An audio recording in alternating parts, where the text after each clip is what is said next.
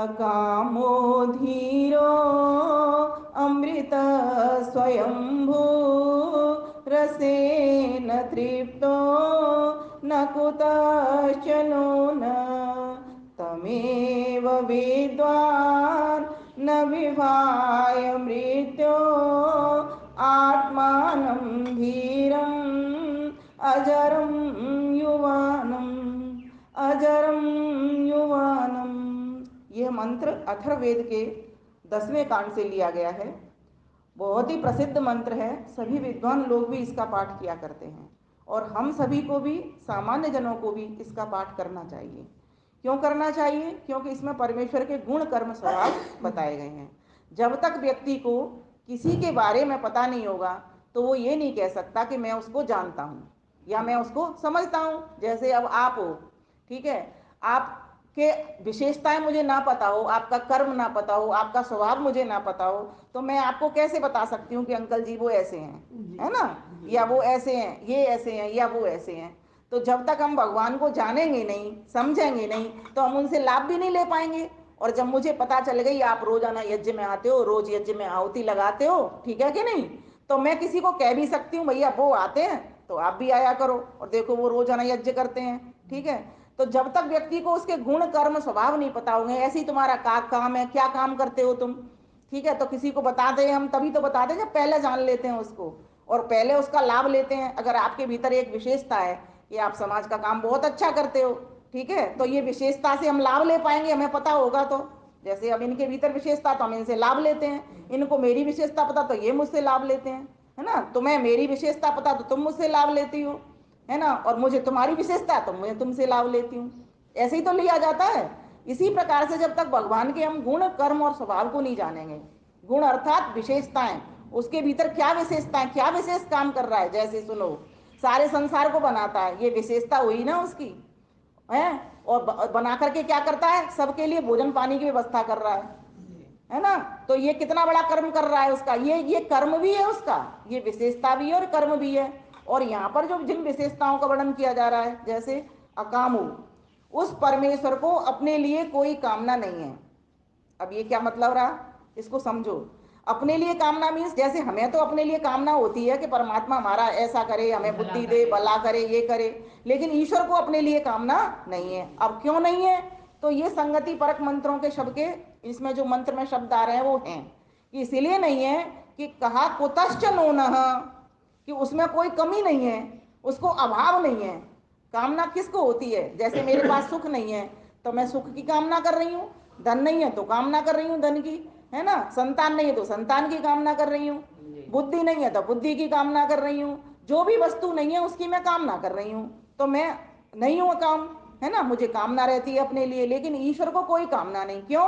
क्योंकि उसको कोई अभाव ही नहीं, सब तो उससे ही पा रहे हैं, उसको आवश्यकता ही नहीं है। तो कहा यहाँ पर धीरो, और वो कैसा है, उसमें अपने लिए कामना नहीं, वो ज्ञानी है, विवेकी है। और आपने देखा होगा संसार में जो विवेकी व्यक्ति होता है उसको कितना सम्मान चाहिए होता है। एक सन्यासी को देखो, मान लीजिए आप, एक ज्ञानी सन्यासी और अच्छा आदर्श सन्यासी हो, एक कमंडल होता है, एक डंडा होता है उसके पास में, क्या होता है, बस इसके अलावा कुछ भी नहीं होता, दो जोड़ी वस्त्र होते हैं। अब हम ये कहें कि नहीं, ऐसे बहुत सारे सन्यासी हैं जिन पर बहुत सारा, वो एक अलग बात है, लेकिन जो होना चाहिए शास्त्र सम्मत नियम, और जिस तरीके का हम देख रहे हैं दुनिया के भीतर, बहुत सारे सन्यासी तो ऐसे हैं कि खूब सारा उन पर माल धन जमा हुआ है, एफडियां हो रही हैं, हम उनकी बात नहीं कर रहे, पर जो होना चाहिए, तो कहा कि किस तरीके से उसको कितना कम सामान चाहिए, लेकिन ये तो ईश्वर है जिसका अपना ही सामान है सारा की सारा, सारे के सारे उसी से पा रहे हैं, उसी से कामना करने में लगे हुए हैं। तो कहा वो ऐसा जो पुरुष है जिसको अपने लिए कामना एक भी नहीं, सारे संसार के लिए ही वो ईक्षण करके सारे संसार को बनाता है कि सब जीवों को, मेरे पुत्रों को सुख मिले। तो यहाँ कहा धीरो, वो कैसा है, वो सर्वज्ञ है, ज्ञानवान है, सारी चीजें जानता है, सब कुछ उसके पास में रहता है। फिर कहा अमृत, देखो हम सभी को, हम जन्म में भी आते हैं, मरण में भी आते हैं, लेकिन परमेश्वर न जन्म में आता ना मर मृत्यु होती उसकी, वो पहले भी था, आज भी है और आगे भी रहेगा। आत्मा रूप से तो हम भी हैं, आत्मा का तो हमारी का भी जन्म नहीं होता, लेकिन चोलों का तो जन्म होता है। इनमें तो आत्मा क्या करती है, इनमें प्रवेश करती है, लेकिन ईश्वर वो प्रवेश नहीं करता, वो नहीं करता, ना उसको संयोग करने की जरूरत है, क्योंकि वो कोई कर्मों का फल नहीं उसने भोगना, वो तो परमार्थ के लिए सबके लिए काम करने पर लगातार लगा हुआ है। कौन भोगता है? सुनो मेरी बात, इन चोलों में कौन आता है? जो सकाम कर्म करता है, अर्थात संसार की कामना से कर्म करता है। ठीक है, कि मैं संसार में बार बार आऊं, मेरी ये इच्छा है। अब परमेश्वर की तो ये इच्छा होती नहीं है, क्योंकि उसको तो सुख चाहिए नहीं, वो तो सुख स्वरूप है, आनंद स्वरूप है। तो कहा कि वो ऐसा विवेकी, ऐसा धीर वीर और परमात्मा है, सर्वज्ञ परमात्मा है, वो जो कि अमृत है, जिसको अमृत होना नहीं पड़ता। हम तो कहते हैं ना, परमात्मा हमको मोक्ष का सुख दे दो, कहते हैं ना, अपना आनंद दे दो, उसको जरूरत ही नहीं है, क्योंकि वो तो आनंद का भंडार है। फिर आगे देखो, एक ही शब्द के ऊपर ये सारे शब्द टिके हैं, स्वयंभू, और स्वयं सत्ता से अपने आप से है वो। तो ऐसा परमेश्वर कैसा है? स्वयं भवती थी स्वयंभू, आप स्वयं सत्ता से विराजमान है, उसको कोई चोलों में जाना नहीं पड़ता, कोई उसका बनाने वाला निर्माता नहीं, उसकी अपने आप से सत्ता है। फिर कहा आगे, रसेन तृप्तो, रसों से भरा हुआ पड़ा हुआ है। हमको तृप्त होना पड़ता है, जलेबी का मन चलेगा जलेबी खानी पड़ती है, रसगुल्ले का मन चलेगा रसगुल्ला खाना पड़ता है ना, रोटी का मन चलता है और रोटी खानी पड़ती है। लेकिन ईश्वर का ऐसा कोई मन चलता नहीं, वो तो भरा हुआ है, भंडार है पूरा की पूरा, है ना।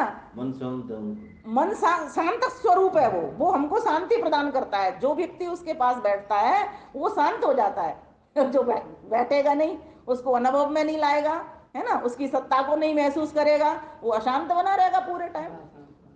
तो ईश्वर को तो हमेशा देखना है, चारों ओर देखना है, हर जगह में देखना है, हर काल में देखना है। ईश्वर की ना हमसे काल से दूरी, समय से दूरी, पहले भी था हमारे साथ, आज भी है, आगे भी रहेगा। और ना उसकी स्थान से दूरी, यहाँ भी है, आपके घर में भी है, आप चल रहे हो वहां भी है, कोई एक जगह पे नहीं रहता, वो कण कण में व्यापक है, ये वेद कह रहा है, यही वेद का सिद्धांत है। और जो ये कहते हैं एक जगह रहता है, वो सारे सिद्धांत को, वेद के को नहीं समझते, और वेद ये मूल है, बाकी की सभी फूल पत्तियां शाखाएं। तो जो जो सच्चा ज्ञान गया है वो वेद से भीतर से गया है, और जो जो झूठा ज्ञान गया है वो व्यक्ति ने अपना ज्ञान लिखा हुआ है, वो ईश्वर का ज्ञान नहीं हो सकता। ईश्वर का ज्ञान वही होता है जो ईश्वर की वाणी में कहा है, और जैसा वेद ने कहा है वैसा सृष्टि में हम देख रहे हैं, और जैसा सृष्टि में देख रहे हैं वैसा ही वेद ने कहा है, और जैसा वेद ने कहा है वैसा ही वो ईश्वर का ज्ञान है। तो ये समझने की बात है। फिर कहा, तमेव विद्वान न विभाय मृत्यु, उसको ही जानकर, तम एव विद्वान, उसको ही जानकर, न विभाय मृत्यु, कोई डर नहीं सकता, अर्थात उसको जान करके ही संसार सागर को कोई व्यक्ति पार कर सकता है। निर्भय होने के लिए, अभय होने के लिए उस ईश्वर को जानना ही पड़ेगा। ऋषिवर देव दयानंद सरस्वती क्यों निर्भय होकर विचरते थे? क्योंकि उन्होंने ईश्वर को खोजा, ईश्वर को पाया। जितने भी महान आत्माएं आती हैं ईश्वर को खोजने वाली, ऋषि महर्षि हुआ करते हैं, ईश्वर की प्राप्ति में लगे जाते हैं, वो उनको निर्भय रहते हैं। वो आपने देखा होगा, अभी मंदिर में आप जाते हो, इधर अक्षरधाम में जाते हो, वहां पर आपने वो एक फिल्म दिखाते हैं प्रोजेक्टर के ऊपर, आपने देखा है कि नहीं? वो देखिए, हाँ, वहां पर कहते कितने निर्भय होकर के वो सन्यासी घूम रहे होते हैं, इस तरह से दिखाया जाता है। तो जितने भी इस तरीके के विवेकी लोग होते हैं वो निर्भय होकर के रहते हैं। तो जो ईश्वर का उपासक होता है सही मायने में, उसको डर नहीं लगता।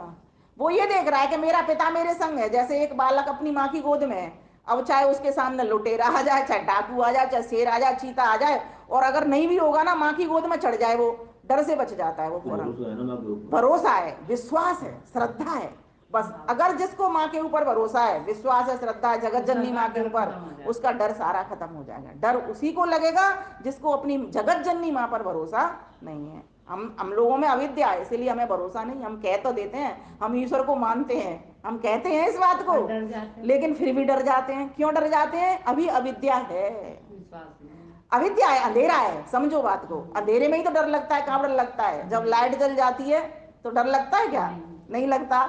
हमें जंगलों में चले जाए हम अंधेरे में, कितना डर लगेगा, सोचो, भय खा जाएगा। और जैसे ही वहां पे कोई लाइट जला दे, लगे कोई व्यक्ति आ रहा है लाइट लेके, बिल्कुल डर नहीं लगेगा। तो क्या करना चाहिए हमको इस डर को भगाने के लिए? उस प्रकाश स्वरूप के प्रकाश को हर क्षण हर जगह पर देखना चाहिए कि वो सत्ता मेरे साथ है, और वो ऐसी सत्ता है, उसके पास सब कुछ है। कोई शत्रु भी आएगा मुझे बचा लेगी, कोई चोर भी आएगा मुझे बचा लेगी, कोई शेर चीते भालू भी आएंगे मुझे बचा लेगी, है ना। ऐसे सोच के उसके ऊपर विश्वास टिकाना चाहिए हमको। किसी का इंतजाम कर देता फटाफट, फौरन वो उसी में ही होता है। हाँ। वो उसी में ही होता है। मान लीजिए कोई व्यक्ति, बच्ची फंस गई, ठीक है, और वो बच्ची को ईश्वर पर पूरा भरोसा है, ठीक है, और वो अपना पुरुषार्थ भी कर रही है पूरा पूरा बचने का, तो ईश्वर क्या करेगा, कोई ऐसा व्यक्ति भेज देगा आप जैसा कि वो उस बच्ची को बचा लेगा।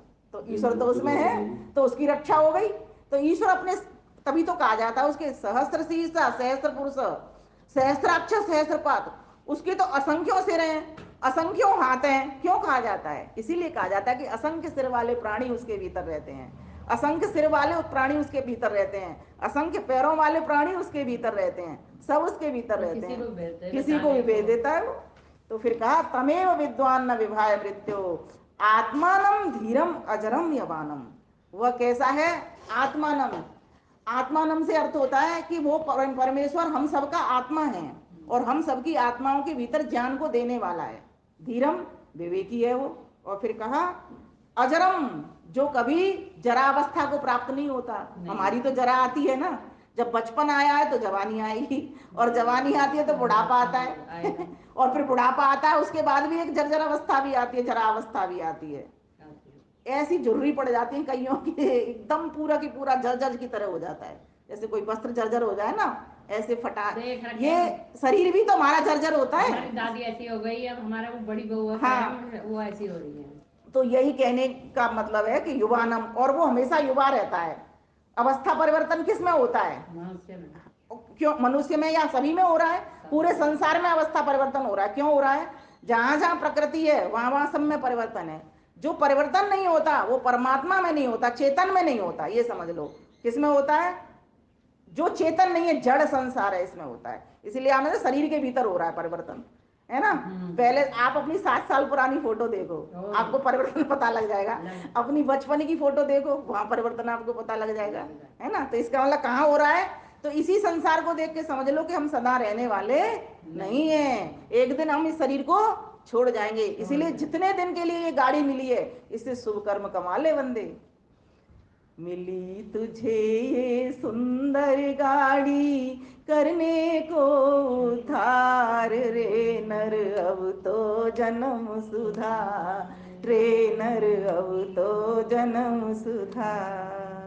ये गाड़ी है बड़ी निराली, मन पंखों से चलने वाली, मुक्त गगन में विचरण करती, इसके आगे फीकी है सब टाटा बिड़ला कार रे नर, अब तो जन्म सुधार रे नर। अभी भी व्यक्ति समझ रहा नहीं है, राग में, द्वेष में, ईर्ष्या में, झगड़े में, उठाने में, पटकने में, इसी में लगा रहता है सारा दिन।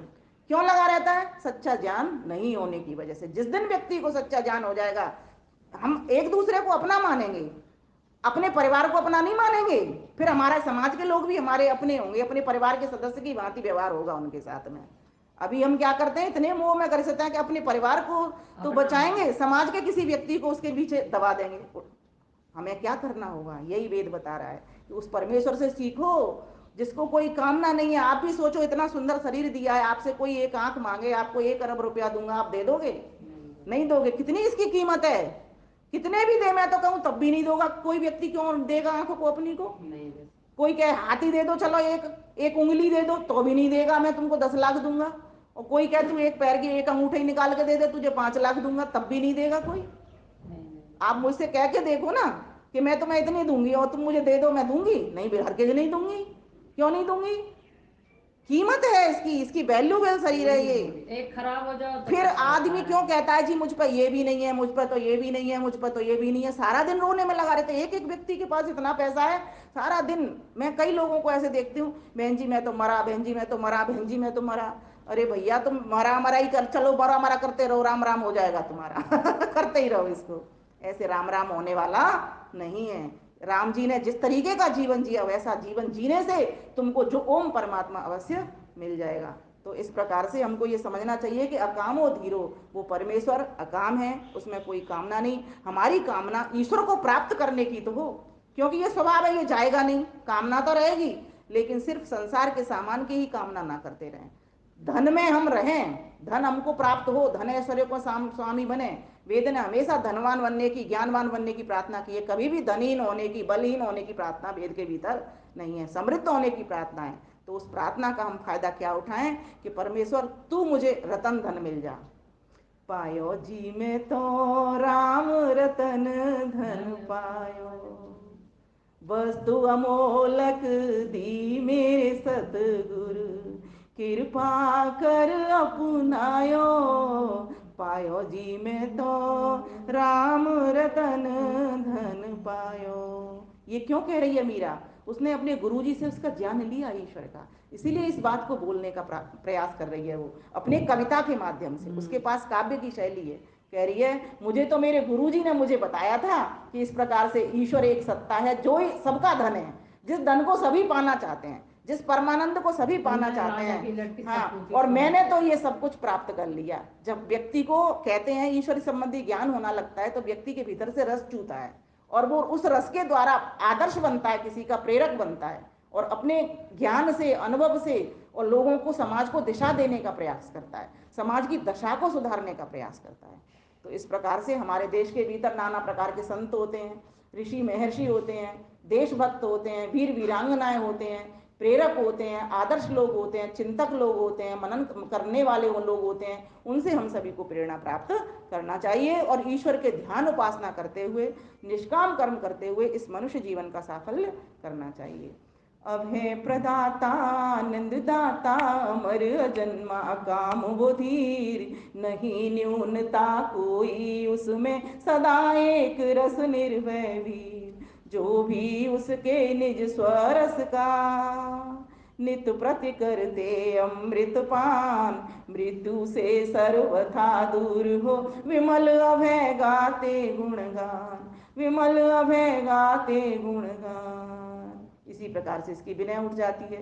हे परम पिता परमात्मा, आप सब कामनाओं से रहित हैं, अर्थात अपने लिए किसी से कुछ भी नहीं चाहते हैं, इसीलिए आप अकामः कहलाते हैं। हे प्रभु, आप हर स्थिति में धीर वीर गंभीर बने रहते हैं। कोई कितना ही आप पर आरोप लगाए, दोष लगाए, नास्तिकता पूर्ण व्यवहार करे, आप अपना धैर्य धारण किए रहते हैं, वह सबको सहन कर लेते हैं, क्योंकि आप सर्वज्ञ हैं, विवेकी हैं। हे ईश्वर, आपकी कभी मृत्यु नहीं होती है, ऐसे ही आपकी उत्पत्ति भी कभी नहीं हुई है, अर्थात आपका न संयोग होता है न आपका वियोग होता है। आप अपनी सत्ता में स्वयं अनादिकाल से अनंत काल तक विद्यमान रहते हैं तथा जन्म मरण से रहित हैं।